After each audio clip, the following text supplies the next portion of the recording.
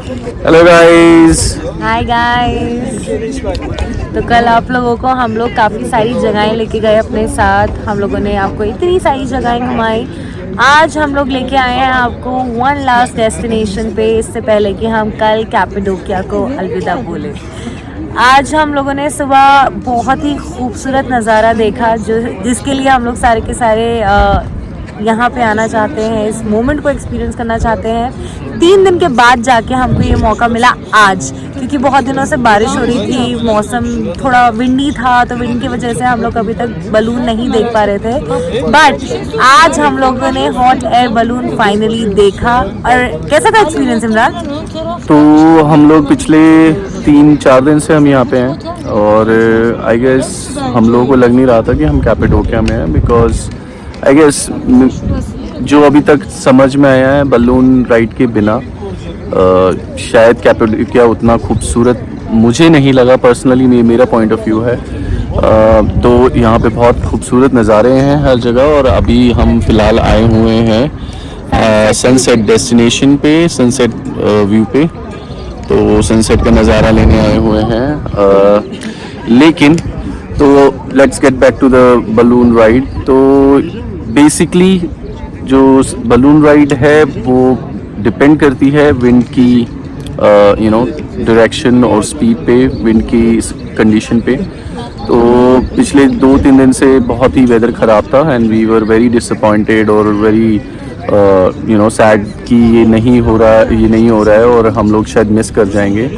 But luckily आज balloon ride उड़ी और वो कुछ इस तरीके से थी कि शायद वो लाइफ का एक पूरी ज़िंदगी के लिए एक हमारी यादें बन के रह गया हमारी लाइफ में। शायद हम लोग जो अभी तक देखते आ रहे थे और वो आज हमने अपनी आंखों से we have seen from our naked eyes. और आपको मैं कुछ अलग भी बताना चाहूँगी, कल का वेदर भी बहुत अच्छा और शायद 90% चांसेस है कि कल भी हमको हॉट एयर बलून देखने का मौका मिलेगा। इससे पहले हम लोग निकले यहाँ से कैपेडोकिया से, क्योंकि हमारी अगली डेस्टिनेशन है एंटालिया और हम सुबह कुछ 6 बजे के आसपास निकलेंगे। यहाँ पे बलून राइड सुबह 4:30 से 5 बजे के बीच में शुरू हो जाती है और 6:30-7 बजे तक ख़त्म भी हो जाती है।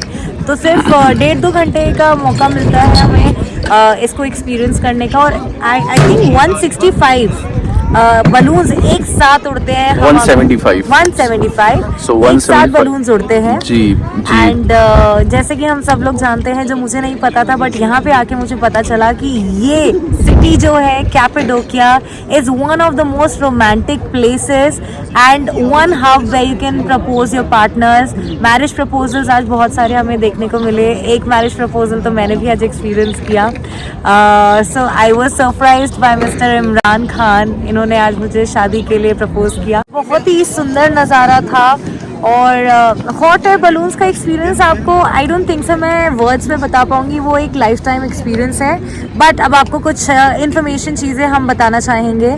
इमरान, तुम बताओ हमारी ऑडियंस को कि हॉट एयर बलून के लिए अगर आपको अंदर फ्लाई करना है ऊपर जाने के लिए तो एक पर्सन का कितना चार्ज लगता है? तो बेसिकली यहाँ पे बहुत सारी एजेंसीज़ हैं, आई मीन ऑनलाइन भी बहुत सारे लोग ऑफ़र करते हैं, बट आई गेस इतना आपको रश करने की ज़रूरत नहीं है। यहाँ पे ईज़िली आपको बलून राइड के लिए टिकट्स मिल जाती हैं, बट एक दिन पहले आप बुक करिए तो definitely you will get that right. Because हम लोग पीक सीज़न में हैं और हमने उतना ऐसा कुछ मारामारी नहीं देखी कि नहीं मिल रहा है किसी को, टिकट्स नहीं मिल रही हैं। तो बलून राइड की एक टिकट का कॉस्ट डिपेंड करता है एजेंसीज़ के ऊपर और डिपेंड करता है कि आप कितनी बार्गेनिंग कर सकते हैं। बट ऑन एन एवरेज जाता है वो 170 to 200 यूरोज़।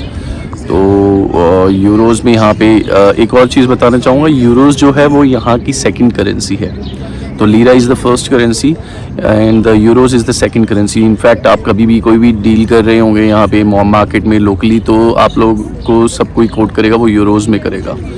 एंड तो मेरे ख्याल से शायद लीरा से पहले ये लोग प्रेफर करते हैं। इसका रीज़न है ये है कि जो लीरा है वो टर्किश लीरा अभी इतना स्टेबल रहा नहीं है, क्योंकि अगर पिछले 3-4 साल पहले देखें तो टर्किश लीरा की जो एक टर्किश लीरा जो था इंडियन करेंसी के हिसाब से अराउंड 11 से 15 रुपये इसके बीच में था, but right now it is well below 4 rupees. well below. 3.1, It's 3.2. as Aina said कि 3 रुपये 11 पैसे और 3 रुपये 12 पैसे करके कुछ ऐसा है, तो 1 लीरा गई है। तो इसलिए ये लोग प्रेफर करते हैं यूरोज़ में, क्योंकि यूरोज़ डॉलर ये एक स्टेबल करेंसीज़ हैं जो ऑलमोस्ट ज़्यादा फ्लक्चुएट नहीं करती हैं। तो जस्ट बिकॉज ऑफ दिस यहाँ पे लोग प्रेफर करते हैं यूरोज़ में डील करने के लिए। तो let's get back to the topic. तो आप बलून राइड के लिए आप किसी भी एजेंसी को यहाँ पे आके बोल सकते हैं और टिकट ले सकते हैं यहाँ पर। और बहुत सारी चीज़ें हैं जो हमने अपने स्टे में यहाँ पे एक्सपीरियंस करा कि 3 दिन आई गेस आप लोगों को इस सिटी को चांस देना पड़ेगा। उसका रीज़न ये है कि फ़र्स्ट ऑफ ऑल जो वेदर है यहाँ पे बहुत जल्दी बदलता है। हमने शायद अपनी प्रीवियस वीडियो में भी शायद बताया कि यहाँ पे वेदर का आप बिल्कुल भी अंदाज़ा नहीं लगा सकते हैं कि वेदर बहुत जल्दी बदल जाता है। तो आपको 3 दिन एटलीस्ट देने पड़ेंगे। हम लोग पिछले 4 दिन हो गए हैं हमें, शायद ये हमारा चौथा दिन है स्टे का, और हमें आज बलून राइड देखने को मिली है। जिस दिन हम पहुंचे थे उस दिन भी बलून राइड नहीं हुई थी, पता लगा था हमें, और देन आफ्टर दैट 2 दिन बिल्कुल बलून राइड नहीं हुई है, और आज हमें लकीली मिल गई है। एंड होपफुली हमें सुनने में आया कि कल भी मिल जाएगी। तो हम लोग तो 50-50 मान के चल रहे हैं कि वी वर लकी और unlucky both at the same time, because बहुत सारे प्लान्स थे जो हमारे उस समय नहीं हुए, क्योंकि हमें अगर स्टार्टिंग में दिख जाता तो शायद हमारा इतना लंबा स्टे नहीं जाता। क्योंकि हमने जो नोटिस किया है कि हमारे पास खुद की गाड़ी थी, तो खुद की गाड़ी में बहुत आसान हो जाता है आपको ट्रैवल करना।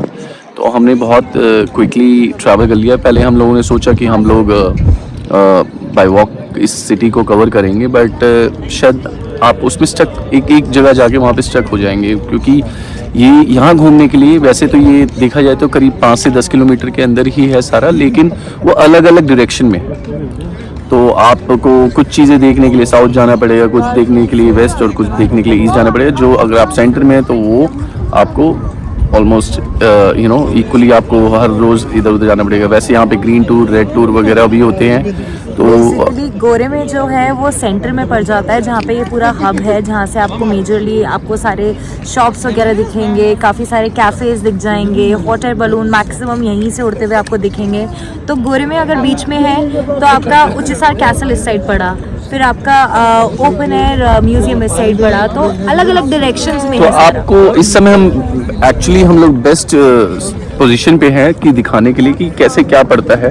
तो अगर हम लोग देखेंगे तो हमारे ठीक सामने जो है वो उच्चसार कैसल दिख रहा होगा आपको, और ये आप देख सकते हैं जो ऊपर से एक चोटी दिख रही है वो उच्चसार कैसल है। और फिर उसके बाद में आप अगर इस तरफ सीधे जाएंगे तो आपको वो फेरी चिमनीज दिख रही होंगी, उस तरफ फेरी चिमनीज भी हैं, और जेलवे चर्च और जेलवे ओपन एयर म्यूजियम भी है। और फिर इस तरफ आप जाएंगे तो लव वैली वगैरह दिख जाएगी, लव वैली वगैरह दिखेगी। तो आप देख सकते हैं कि ये कम्प्लीटली डिफरेंट पोजीशन है, डिफरेंट डायरेक्शंस हैं। तो थोड़ा मुश्किल हो जाता है। तो हम लोगों ने पहले दिन तो कोशिश की थी कि शायद कवर करेंगे हम लोग वॉक करके, बट देन वी रियलाइज़ कि हम लोगों को गाड़ी से जाना ज़्यादा इजी रहेगा। तो हमने बेसिकली एक दिन में ही कवर कर लिया। तो अगर आप गाड़ी से हैं तो it's the best thing for you.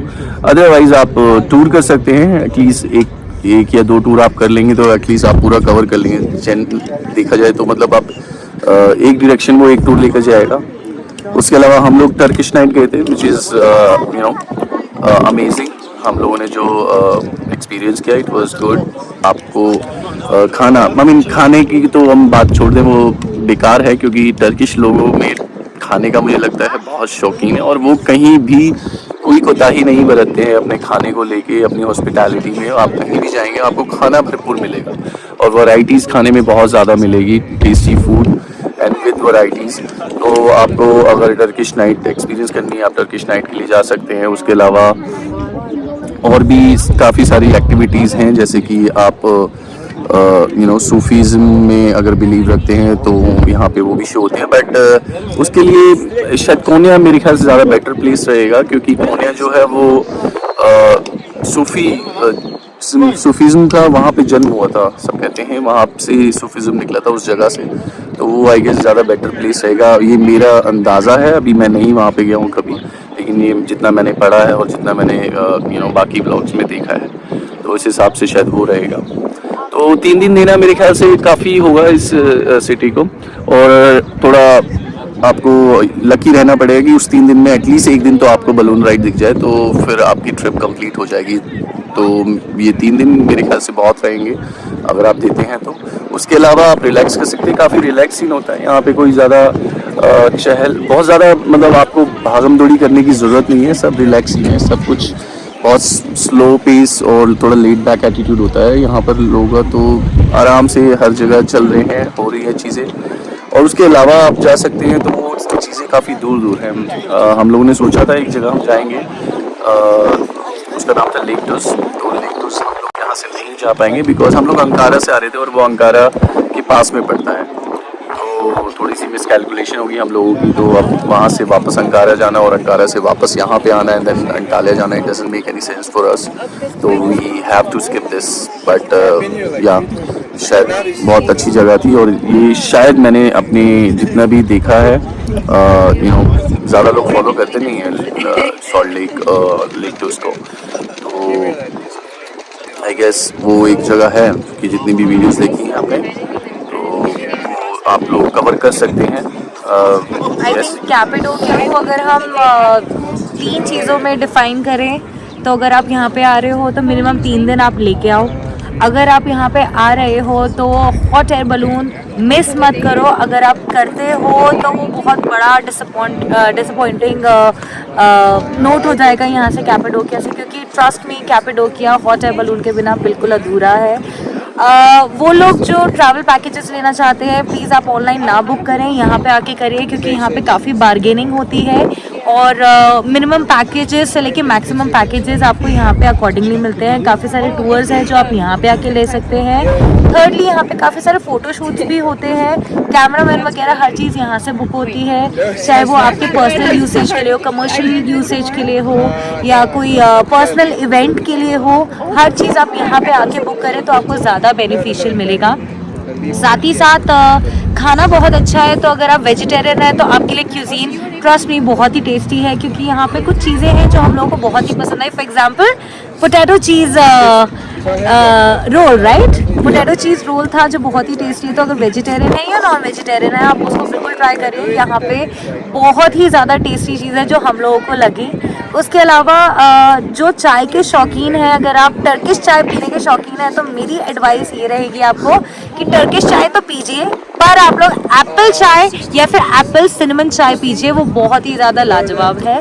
और मौसम बहुत ही ज़्यादा कैलकुलेटिव रहता है यहाँ पे, तो प्लीज़ अपने डेज अकॉर्डिंगली प्लान करके आइएगा। और अगर आप जा रहे हैं खुद की गाड़ी से सो आप लोगों के लिए बेनिफिशियल रहेगा कि आप एक ही दिन में पूरा टूर जो है वो कंप्लीट कर लीजिए अगर आपकी खुद की गाड़ी है तो। बट अगर आप ट्रैक कर रहे हैं तो एटलीस्ट आपको 2 दिन लगेंगे सारी चीज़ें कवर करने के लिए। सो आई वाज